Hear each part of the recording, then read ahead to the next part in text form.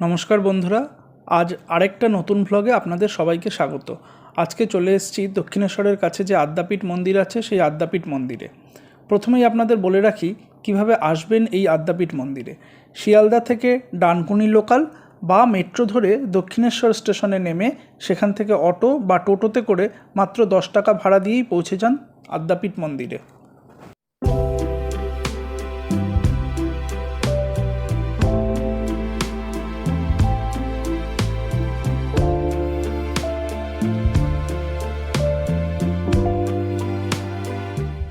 এই মন্দিরের অপর এক বিশেষত্ব হলো মন্দির সারাদিন কিন্তু খোলা থাকে না।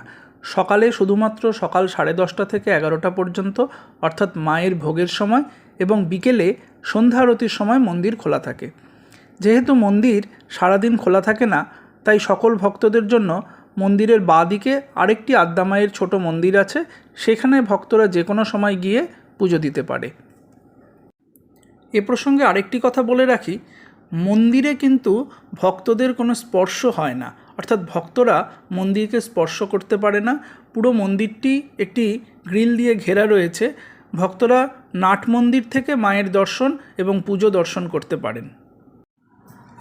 আদ্যা মায়ের এই মন্দিরে ভোগের সুব্যবস্থা রয়েছে। সকাল 8টা থেকে 12টা পর্যন্ত ভোগের কুপন পাওয়া যায়। কুপনের মূল্য মাত্র 50 টাকা।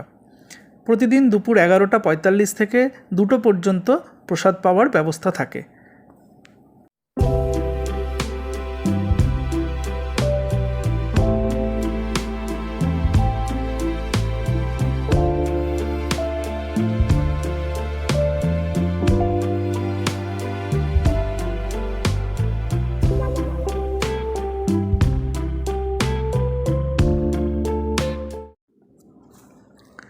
ডান দিকে আদ্যা মায়ের মন্দির রেখে আপনারা ভেতরের দিকে আস্তে আস্তে এগিয়ে গেলে দেখতে পাবেন সুন্দর ঘাট বাঁধানো একটি বড় পুকুর রয়েছে, তার পাশ দিয়ে রাস্তা গেছে, আর পুকুরের পাড়ে রয়েছেন ভগবান বুদ্ধের একটি মূর্তি। এই রাস্তা ধরে আরও খানিকটা এগিয়ে গেলে আপনারা দেখতে পারবেন মন্দিরের গোশালা। গোশালাতে অনেকগুলি গরু রয়েছে, যেগুলি সুন্দরভাবে পরিষ্কার পরিচ্ছন্ন করা আছে, এবং প্রতিটি গরুর ওপরেই কিন্তু লাইট এবং ফ্যানের সুব্যবস্থা রয়েছে। এই গরুগুলির দুধ দিয়েই মন্দিরের প্রতিদিনকার ভোগের প্রসাদ অর্থাৎ পায়েস রান্না হয়ে থাকে।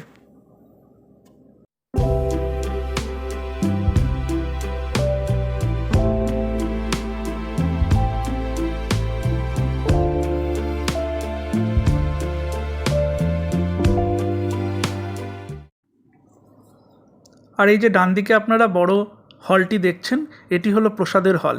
এইখানেই প্রতিদিন কয়েক হাজার ভক্ত 6 থেকে 8 রকমের পদ দিয়ে প্রসাদ গ্রহণ করেন, যা আদ্যাপীঠ মন্দিরের এক বিশেষ আকর্ষণ। এই হলো মন্দিরের রন্ধনশালা। যে প্রতিদিন যে কয়েক হাজার ভক্ত প্রসাদ পায়, তাদের জন্য যে বিপুল পরিমাণ আয়োজন হয়ে থাকে, তার সমস্ত আয়োজনটাই এই রন্ধনশালাতেই হয়। আশা করি বন্ধুরা ভিডিওটি ভালো লাগলে অবশ্যই চ্যানেলটিকে সাবস্ক্রাইব করো, আমাদের সাথে থেকো। তাহলে দেখা হচ্ছে পরের অন্য কোনো একটি ভ্লগে। Thank you.